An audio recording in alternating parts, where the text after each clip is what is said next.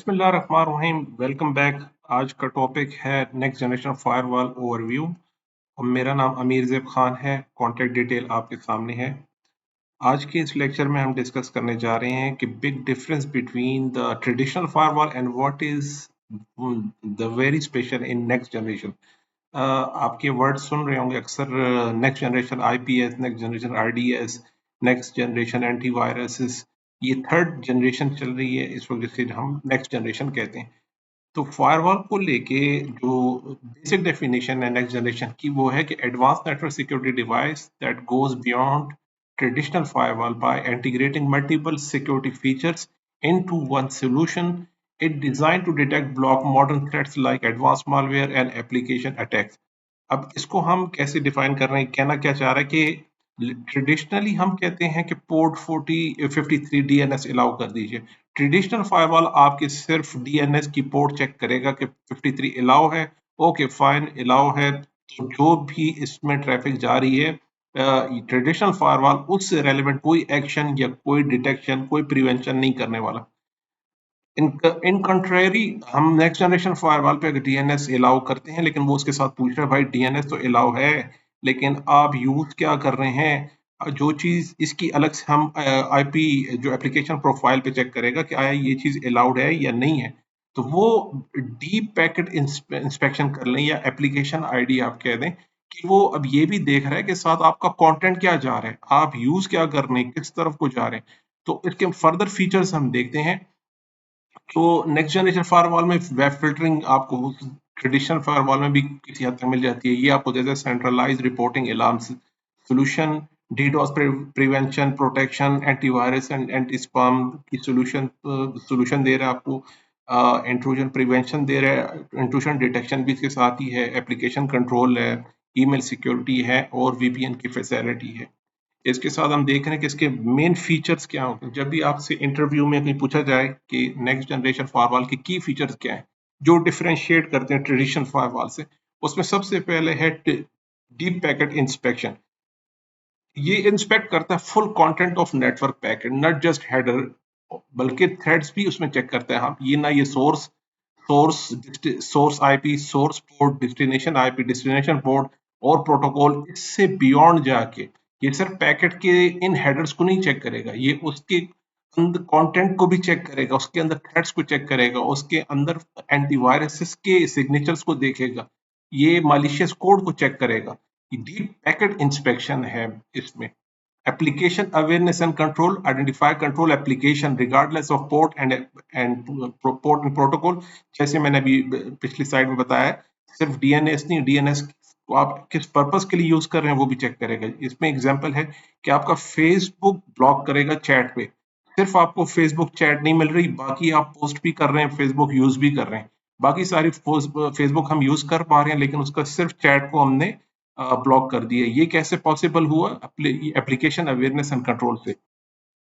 Integrated intrusion prevention है। Previously हम IPS के अलग से सॉल्यूशन को डिप्लॉय करते थे, फायरवॉल के साथ हम आईपीएस आईडीएस का अलग स्नॉट लगा दिया, सूरिकॉटा लगा दिया, उसे हम अलग से चेक कर रहे होते उसी के साथ। ये इंटीग्रेट हो गया अब नेक्स्ट जनरेशन फायरवॉल के साथ। ये डिटेक्ट करता है, ब्लॉक करता है known unknown attacks using the behaviour analysis and signatures. VPN remote access का सपोर्ट है, मोस्टली पिछले फायरवॉल में भी मिल जाता था हमें। इसके साथ हमें एडवांस थ्रेट प्रोटेक्शन मिल रही है, लाइक सैंडबॉक्सिंग एंटीवायरसेस। सैंडबॉक्सिंग में एक ये स्पेयर क्लाउड पे एक और चेक किया जाता है, आपकी कुछ सस्पिशियस फाइल आती है, वो उस एरिया में, उस एनवायरनमेंट में उस फाइल को एग्जीक्यूट कर दिया जाता है। अगर उसमें कोई एंटीवायरस या उसमें अगर कोई वायरस या malicious piece of code detect हुआ, तो वो जगह फौरन आपको यहाँ पे उसका रिएक्शन यहाँ पे विजिबल हो जाता है और वो आपके नेटवर्क पे वो उसे अलाउ नहीं करते। Thousands files with different extension, millions of extensions आ रही हैं, तो वो क्या कहते हैं, सैंडबॉक्सिंग में एक सिक्योर एनवायरनमेंट बना लेते हैं और उसके अंदर उसे एग्जीक्यूट कर लेते हैं। जैसे फॉर एग्जांपल आप कोई एक्सप्लोजर कहीं पर टेस्ट करना चाह रहे हैं, जैसे आप टारगेट रेंजेस डिफाइन की जाती हैं कि इस एरिया में आप फायर कीजिए, इस एरिया में आप वेपन्स को चेक कीजिए। इसी तरह हम एक एरिया, एक एनवायरनमेंट डिफाइन करते हैं, उसमें वायरस या सस्पिशियस पीस ऑफ कोड और सॉफ्टवेयर को एग्जीक्यूट किया जाता है। इसे कहते हैं सैंडबॉक्सिंग। ये फैसिलिटी भी आपको नेक्स्ट जनरेशन फायरवॉल में प्रोवाइड कर दी जाती है।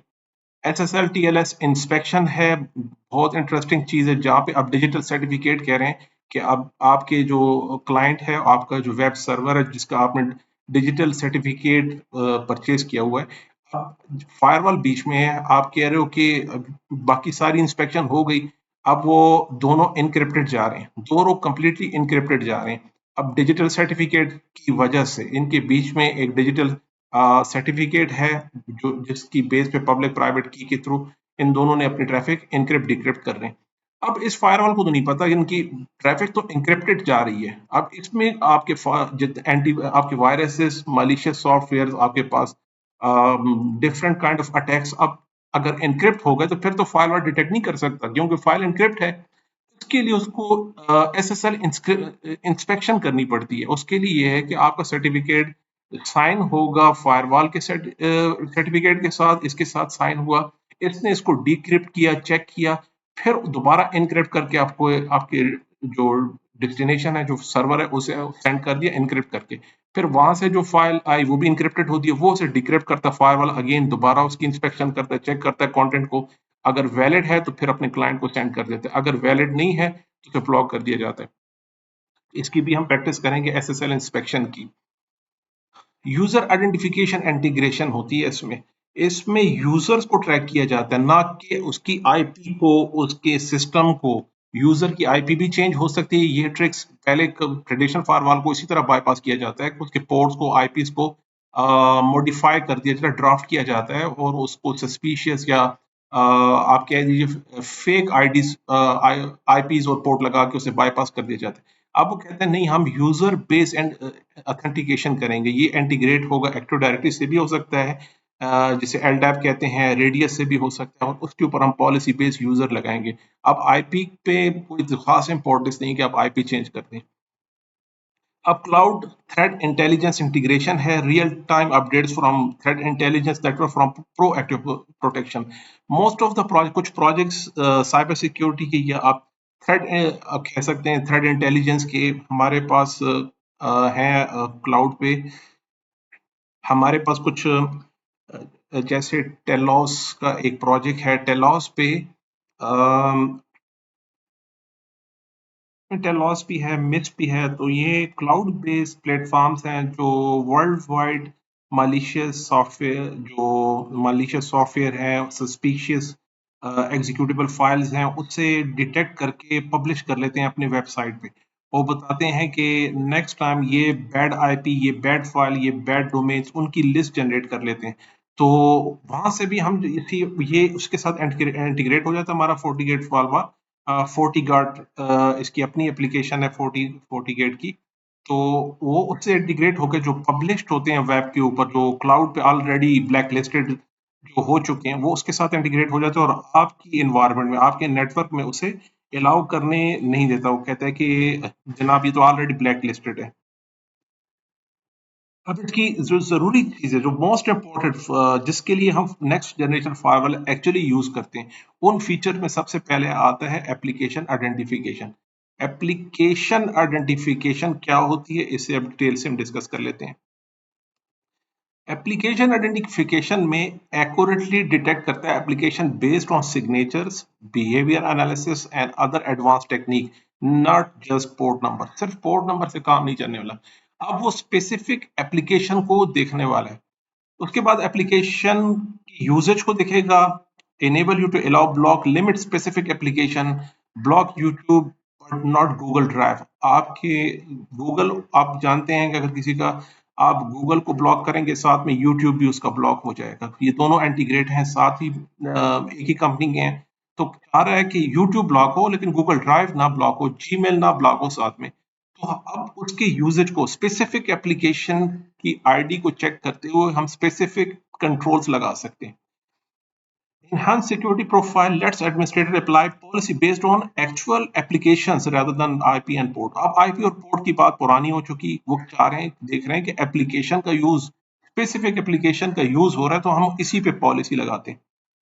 Improve visibility, provide detailed reporting and logging of application traffic और better monitoring and audit, ये हम डैशबोर्ड पे देख लेंगे. Mitigate evasion technique, detect application even if they try to themselves to prove hoping और टनलिंग और इंक्रिप्शन, इसके through अगर वो आपको डॉज करने की कोशिश कर रहे हैं, टनल की इंक्रिप्शन कर दी या पोर्ट होपिंग कर दी, तो उससे भी हम टैकल कर सकते हैं एप्लीकेशन आइडेंटिफिकेशन के थ्रू. होता कैसे है, ये हम FortiGate का फायरवॉल देख रहे हैं, इस पे हम डिफाइन कर देते हैं एप्लीकेशन की सिग्नेचर्स को. ये डिफरेंट एप्लीकेशन सिग्नेचर्स हैं हमारे पास, उनकी कैटेगरी बता रहा है, उसके साथ टेक्नोलॉजी बता रहा है, उसकी पॉपुलैरिटी बता रहा है और उसके साथ रिस्क लेवल बता रहा है. ये सारे की सारी हम यहाँ डैशबोर्ड पे एक ही जगह पे मैनेज कर सकते हैं, मॉनिटर कर सकते हैं और उसे कंट्रोल कर सकते हैं. इसमें हमारे पास ब्राउजर बेस्ड कितनी हमारे पास एप्लीकेशन है और क्लाइंट सर्वर बेस्ड कितनी एप्लीकेशन इस वक्त चल रही हैं. और रिस्क लेवल यहाँ पे आप देख सकते हैं कि ये इंफॉर्मेटिव है, लो है, मीडियम है, हाई है, सिविरिटी है, इसका रिस्क लेवल क्या है वो भी हमें एप्लीकेशन के साथ दिखाई दे रहा है यहाँ पर. दूसरी चीज हमारे पास है content. Scan the content, actual the content देखा जाता है इसका कि आप कौन सा कंटेंट यूज कर रहे हैं. इस पे देख लेते हैं. कंटेंट मतलब थ्रेट प्रिवेंशन, स्कैन करता है वायरसेस को, स्पाईवेयर्स को, मालवेयर्स को और ब्लॉक करेगा उन मालवेयर्स को, वेब एक्सप्लॉइट्स जितने भी चल रहे हैं उस पे सिग्नेचर बेस्ड डिटेक्शन करेगा. जिस तरह मैंने लास्ट में बताया, अगर अगर दोनों सोर्स एंड डेस्टिनेशन के बीच ट्रैफिक इंक्रिप्टेड है तो फायरवॉल तो उसे नहीं देख पाएगा. इंक्रिप्टेड तो फाइल वो देख नहीं सकता. इसके लिए वो with help of SSL inspection, deep packet inspection के थ्रू इनकी इंक्रिप्शन डिक्रिप्शन चेक करके कंटेंट को एक्चुअली देखेगा कि आप कंटेंट कौन सा यूज कर रहे हैं. इसी तरह उसी कंटेंट के अंदर, इसी पैकेट के अंदर URL फिल्टरिंग की जाएगी. तो देखा जाएगा आप कौन सी वेबसाइट्स और कौन कौन सी किस कैटेगरी से बेस्ड वेबसाइट आप देख रहे हैं, वो पॉपुलर भी है, रेपुटेशन कैसी है उसकी, उससे देखना सेफ है या नहीं है. डाटा फिल्टरिंग की जाएगी और डाटा लॉस प्रिवेंशन होता है इसके थ्रू. हमारे पास फाइल ब्लॉकिंग है, एनालिसिस है, आप कौन सी फाइल शेयर कर रहे हैं या डाउनलोड कर रहे हैं, और ये सस्पिशियस फाइल को सैंडबॉक्स पे एनालिसिस किया जाता है. सैंडबॉक्स पे हमने डिटेल से बात कर ली. SSL इंक्रिप्शन के थ्रू, SSL इंस्पेक्शन के थ्रू डिक्रिप्ट किया जाएगा. जैसे मैंने बताया कि जब भी ट्रैफिक इंक्रिप्टेड जाएगी तो फायरवॉल अपने डिजिटल सर्टिफिकेट से उसे डिक्रिप्ट करेगा और दोबारा अपनी सर्टिफिकेट के साथ एनक्रिप्ट करके आपके डिजिग्नेटेड जो सर्वर है उसे सेंड किया कर दिया जाएगा. इस तरह वो एनक्रिप्टेड जो हमारी ट्रैफिक है सोर्स एंड डेस्टिनेशन के बीच, वो यहाँ पे इंटरसेप्ट हो जाती है सेंट्रल में. ये हमारे पास कंटेंट स्कैन है. देखिए इसका डैशबोर्ड इस तरह होगा कि फेसबुक आपने ब्लॉक करना है, उसकी नेम को ब्लॉक करना है, यानी एप्लीकेशंस को क्या करना है, चैट है, डाउनलोड है, फेसबुक के स्पेसिफिक फाइल है. अब ये फेसबुक के स्पेसिफिक फीचर्स पे आप कंट्रोल लगा रहे हैं.